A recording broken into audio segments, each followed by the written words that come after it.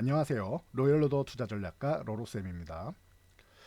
자, 여러분 글로벌 시장이 아주 흥미진진하게 돌아가고 있습니다. 지금 보시면은 트럼프랑 푸틴 지금 휴전 협상을 하고 있죠. 그래서 30일 휴전하기로 우크라이나랑 합의를 했는데 이제 푸틴이 조금 튕기고 있습니다. 그러면서 일부는 받아들이고 있죠. 인프라랑 이제 뭐 이런 에너지 관련 쪽, 에너지 인프라 쪽을 계속 얘기하고 있으면서 이쪽만 부분 합의를 했다라고 하는데 자연스러운 거라고 했습니다. 트럼프랑 젤렌스키랑 이제 뭐 합의를 이끌어내지 못하면서 우크라이나 그 작은 나라의 대통령도 트럼프한테 승질내고 트럼프 얼굴 시뻘개지게 만들어 놓고 밥도 안 먹고 자리를 박차고 떠났는데 푸틴이 그냥 바로 수락을 해버리면 모양이 빠지죠. 그러니까 이런 부분에 대해서 여러분들이 알고 가셔야 된다. 한 번은 튕길 거다라고 말씀드렸던 게 이런 부분이고요. 이게 지금 이루어지면서 휴전 쪽으로 가고 있다라고 보시면 될 것 같습니다. 그래서 뭐 긍정적인 요소가 지금 조금씩 나오고 있다라는 거. 그리고 유럽 같은 경우에는 EU는 지금 이미 휴전 분위기예요. 얘네는 이미 재건에 대해서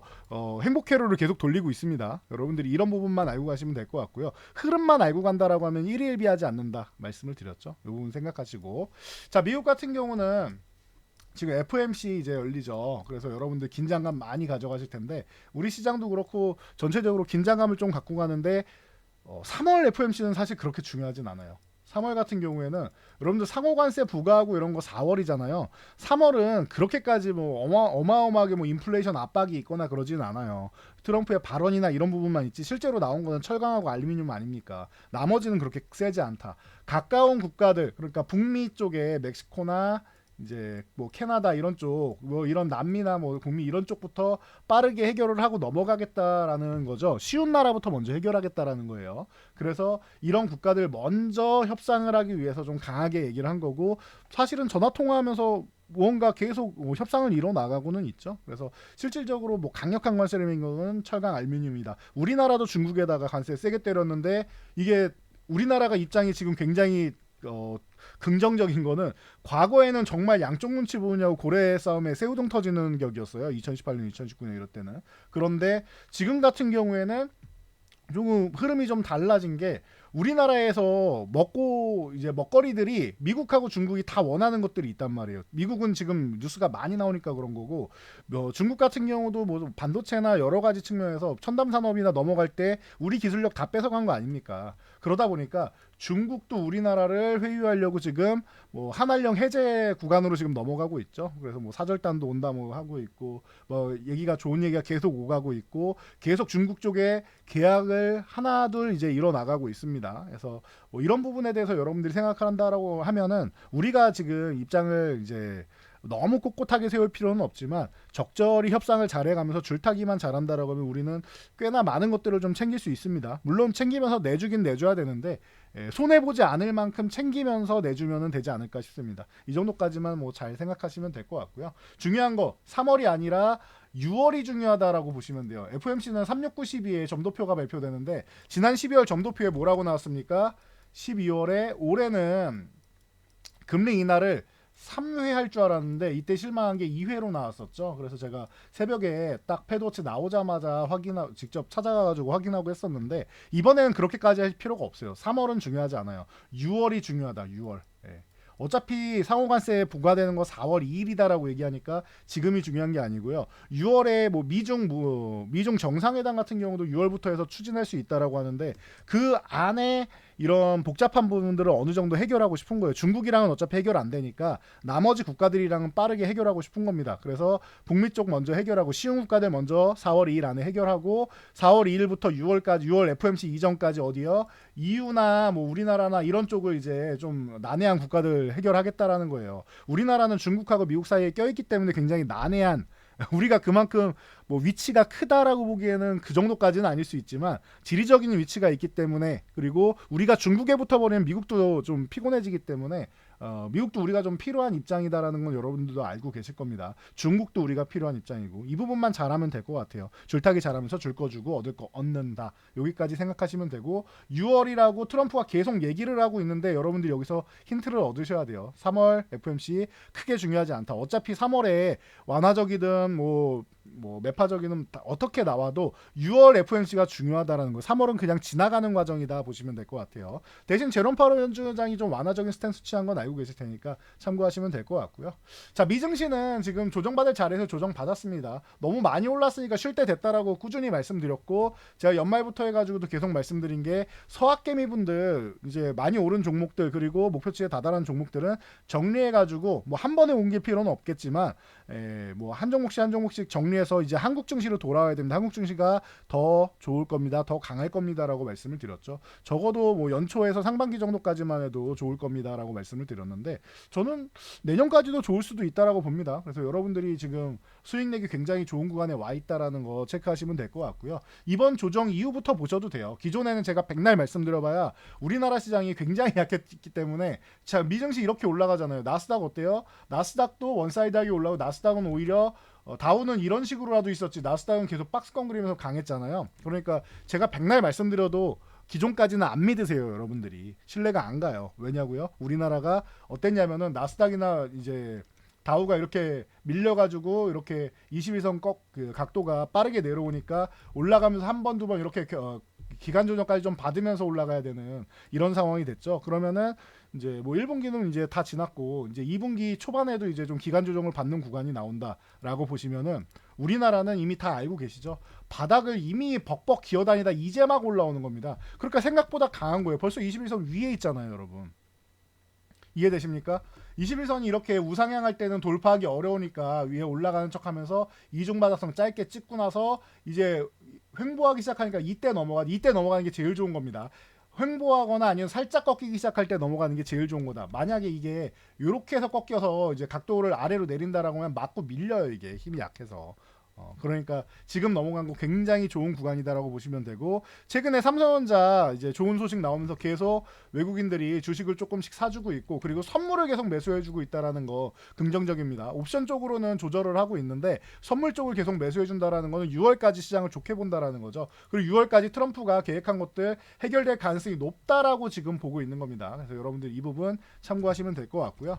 코스피 강한데 코스닥은 더 강하다라고 계속 말씀드리고 있죠. 코스닥 같은 경우에는 780포인트 1차 목표치에 애초에 도달을 했고요. 그리고 나서 휴식할 자리에서 휴식을 취하는 거다. 730포인트 여기 빠르게 이탈한다. 트럼프에 의해서 이탈한다. 급락이 한번 나온다라고 하면 오히려 이 구간 회복되면 어떻게 된다? 780쪽으로 다가가서 여기를 이번엔 좀 빠르게 돌파할 가능성도 있다. 기존에 투매가 나왔기 때문에 가능한 거다. 투매에 대해서 굉장히 제가 좀 예민하게 기존부터 말씀을 드려왔는데 방송에서는 이때부터 말씀드렸습니다. 제가 투매에 대해서 이때부터 이 10월 하순부터 해가지고 여러분 투매가 한번 나와야 되는데 680 이탈에서 630을 한번 흔들어야 되는데 680 이탈하는 구간에서 빠르게 그냥 내려갔다가 투매가 나와야 제가 볼 때는 이 V자 반등식으로 이렇게 빠르게 올라오는 거고 아니면은 안 나오면은 L자형으로 갑니다라고 제가 말씀드렸어요. 그게 왜 그러냐면은 실제로 이 투매 나오는 날인데 삼성전자가 자사주 10조 원 매수한다고 하면서 이제 막았죠. 그리고 나서 횡보한 다음에 결국에는 10월 9일날 투매가 나오죠. 이 움직임을 이제 10월 하순에 미리 말씀드렸던 건데 조금 더 이제 이렇게 되면 여러분들이 지쳐요. 이렇게 횡보를 하게 되면 이 횡보 구간이 지수만 횡보하지 지수 묶어놓고 종목들 밑으로 급락시키면서 탈탈 터는 구간이란 말이에요. 지수로 투매가 안 나오면 종목별 투매를 만들게 나오는 게 이게 정석적인 일입니다. 그래서 오히려 이렇게 옆으로 누워가지고 이제 그 종목별 투매 나오게 하는 거, 종목별 순환매 나오듯이 투매도 이렇게 나올 수가 있습니다. 하락장에서 나오는 거예요. 이게 가장 피로감을 느끼는 거다라고 항상 말씀을 드리죠. 차라리 이렇게 투매 나오는 게 난데 투매가 나왔기 때문에 오히려 지금 코스닥이 강하다라고 계속 말씀드리고 있는 거예요. 이런 부분은 매번 투매 때마다 조정 구간마다 반복되는 현상이라서 제가 계속 강조해드리고 있으니까 여러분들이 이번에도 또 교훈 하나 얻으시면 될 것 같고요. 이때는 제가 백날 말씀드려도 여러분들 안 믿으신다고 했죠. 서학개미 분들 이쪽으로 돌아오셔야 됩니다. 말씀드려도 안 믿으세요. 근데 지금 보면은 우리나라 시장은 굉장히 강하다라는 거 느껴지시죠. 이제는 실천하실 때가 왔습니다. 기존에는 말씀드려도 와닿지 않았겠지만 이제는 와닿으실 때가 됐다라는 거. 그리고 또 하나 알려드리면은 트럼프가 그 관세 전쟁하고 있잖아요. 이 부분에서 지난주에 경제 지표가 굉장히 잘 나왔다라는 거. 이 부분이 오히려 경제 지표가 잘 나왔죠. 이 부분이 악재다라고 제가 말씀을 드렸습니다. 왜냐면은 지표가 잘 나온 게 뭐가 있어요? 고용 지표 잘 나왔죠, 여러분. 고용 지표가 뭐예요? 미국의 경기 지표를 경기가 침체로 가느냐 호황으로 가느냐 이런 부분에 있어서 침체로 갈 때 가장 문제가 되는 거 1차 지표가 고용이다라고 했습니다. 2차 지표가 뭐예요? 소매 판매. 제가 수년간 알려드렸으니까 이제 많이들 알고 계시겠죠. 1차 지표 고용, 2차 지표 소매, 3차 지표가 이제 신규 주택 판매 건수부터 시작해서 주택이나 이런 쪽인데 3차 지표까지 갈 필요가 없어요. 이 두 개만 보시면 된다예요. 근데 지난주에 고용 지표가 잘 나왔죠. 신규 실업상 청구 건수 같은 경우가 예상치 하회, 그러니까 실업자가 줄었다라는 거예요. 쉽게 말해서. 그러면 고용이 나쁘지 않다라는 거예요. 좋다고 할 수는 없지만 생각보다 나쁘지 않네 이렇게 나온 거예요. CPI, PPI 어때요? 물가죠. 물가 어떻게 됐어요? 지난주에 나온 거 다 낮게 나왔죠. 예상치보다 하회했죠. 2% 목표치까지는 아니어도 물가가 괜찮네. 그러면은 트럼프가 관세에 대해서 야 내가 경기 침체도 불사하고 하겠다라고 했는데 우리 경기 괜찮아, 물가도 괜찮아, 걱정하지 마, 나는 이렇게 해도 미국은 강하다라고 얘기를 하는 거예요. 그래서 단기적으로 악재가 될 수 있는 거고 중장기적으로는 호재가 되는 거죠.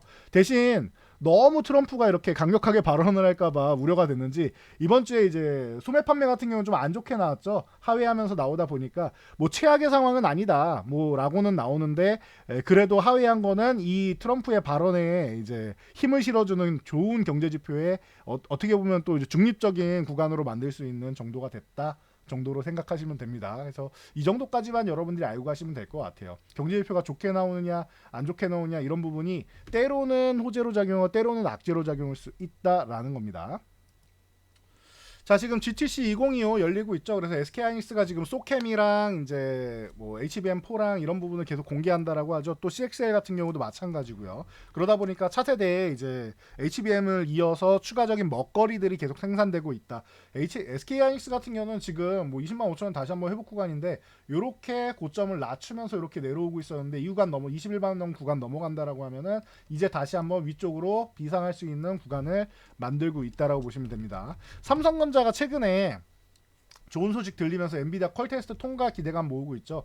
이 21선 넘어서 이제 57,000원 드디어 이제 넘어와 있는 상태입니다. 여기부터가 이제 출발이에요. 그래서 삼성전자는 그동안 좀 고생하신 분들이라고 하면은 지금 고생 이제 끝나가고 이제는 슬슬 반등 타이밍 나오고 있다. 이 반등이라는 건 여러분들 하락에 대한 되돌림 정도로 생각하시면 돼요. 그리고 나서 반등 구간 나온 다음에 한번 눌림목 나오고 그 다음에 저항을 돌파하면 그때부터가 제대로 된 상승이다라고 보시면 됩니다. 여기까지 말씀드린 거 다들 이해하셨죠? 지금은 1차적인 반등 구간이고요. 반등 구간 이후에 이제 상승 구간이 나온다라는 것까지만 생각하시면 될 것 같습니다. 그래서 삼성전자 하이닉스 다들 이제 반등 구간 나왔고 그리고 뭐 이런 부분에 있어서 뭐 디테일한 부분은 제가 따로 하나 정리를 해드릴게요. 오늘은 전체적인 시황에다가 뭐 핵심적인 뭐 종목들 이런 부분 보시면 되는데 그러다 보니까 뭐 이 모건 스탠리 이 우리나라 반도체 산업의 적이라고 할 수 있죠. 악성 레포트를 정말 잘 내는 기업인데 이 반도체 쪽에 대해서 이제 뷰를 좀 달리하는 리포트가 나왔습니다. 낸드 플래시 메모리 가격 이거 감산 효과로 반등 시작한다. 그리고 이제 D램 현물 가격 역시 중국이 AI 설비 투자 열심히 하고 있죠. 그러다 보니까 이제 낸드 그리고 D램 다 이제 뭐 장기적으로 개선된다라고 계속 얘기를 하고 있습니다. 그리고 이런 것도 있어요. 관세 부과 지금 얘기 나오고 있죠.